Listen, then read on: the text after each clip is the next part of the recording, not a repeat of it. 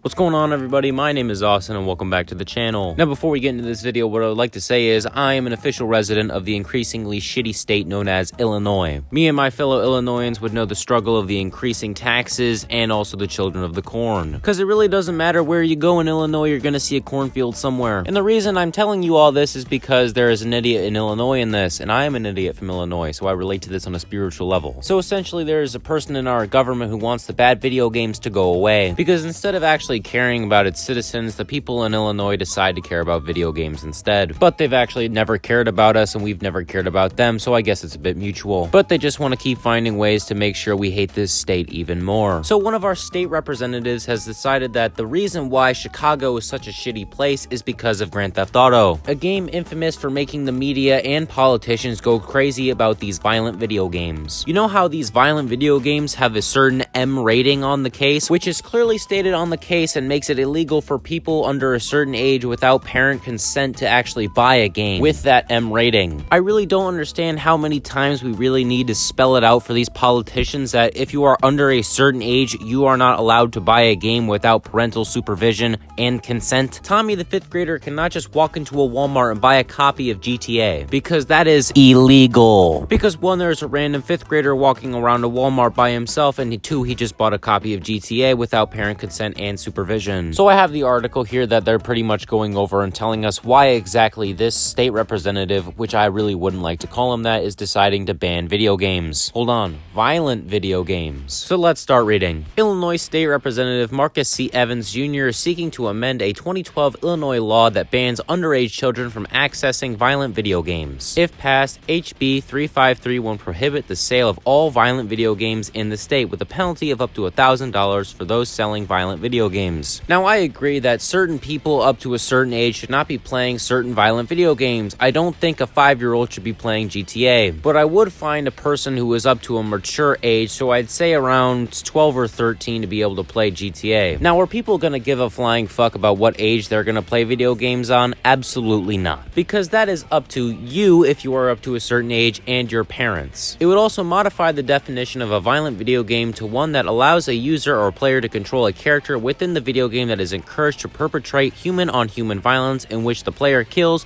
or otherwise causes serious physical or psychological harm to another human or an animal. Well, you might as well make the Madden and NHL franchises violent video games, along with every hunting game to ever exist, because these video games would fall under the guise of violent video games, because in two series you can cause physical harm to humans and in the other you cause physical harm to animals, so it's a bit of a loophole. The game I'm playing in the background's name is Hollow Knight, and Hollow Knight has a rating of E10+, so basically everyone above 10 can play the game. As you can see in the background, I'm clearly causing Needle bodily harm because I'm hitting her with a sword. And the game itself is a cryptic 2D platformer where you kill other enemies with the sword, so would this game be a violent video game? But I'm sure some of you are actually saying, but Austin, they're actually talking about true violent video games like Call of Duty and GTA, but I'm just telling you some of the loopholes in this new bill. Because these people are politicians, I'm sure they'll use all the loopholes they can get. The bill would also expand the definition of serious physical harm to include a range of other types of violence, including motor vehicle theft with a driver or passenger present inside the vehicle when the theft begins. As the Chicago Sun-Times notes, the bill comes in the wake of increased carjackings in Chicago, with officers responding to 218s in January alone. Representative Evans has apparently been contacted by Chicago resident Early Walker,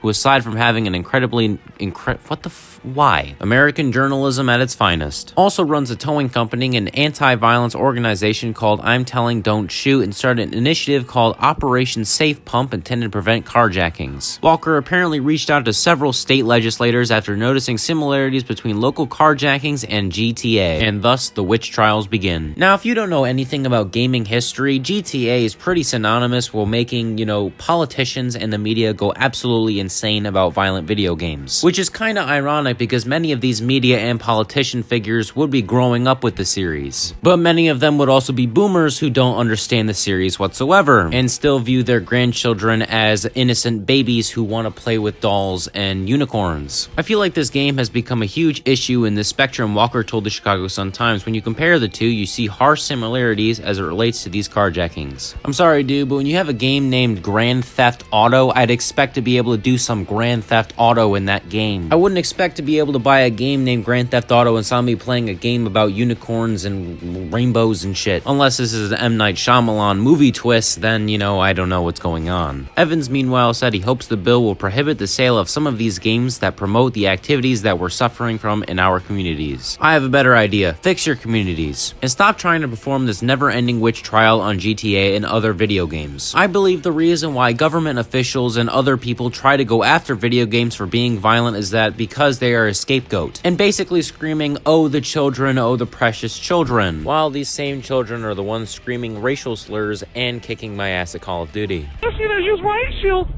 Oh, I'm a fuck. What do you want me to use? Faggot. You tell me what you want me to fucking use.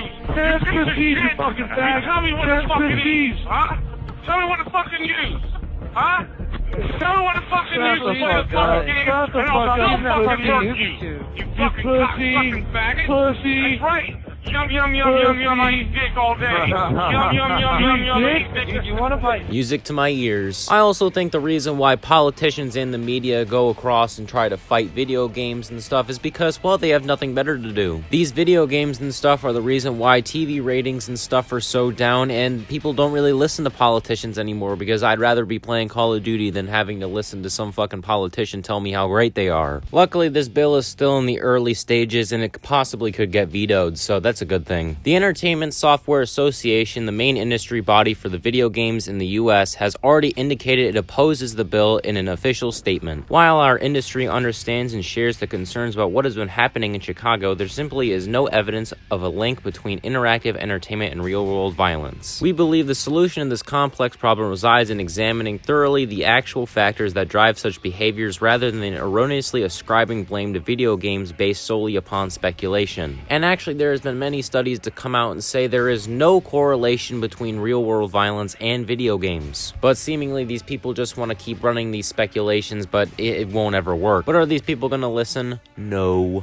Because I believe these media and politicians will be chasing these video games until the end of time. And as for whether video games cause real-world violence, according to the American Psychological Association's 2020 resolution, there is still insufficient evidence to prove a causal link between violent video games and violent behavior.